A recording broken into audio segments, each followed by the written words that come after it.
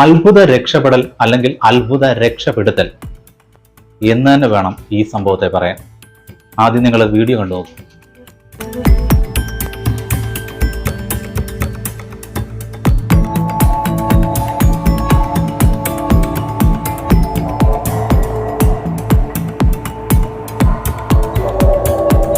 അടൂർ ചവറ റൂട്ടിൽ ഓടുന്ന സുനിൽ എന്ന സ്വകാര്യ ബസ്സിലാണ് ഈ ഒരു സംഭവം നടക്കുന്നത്.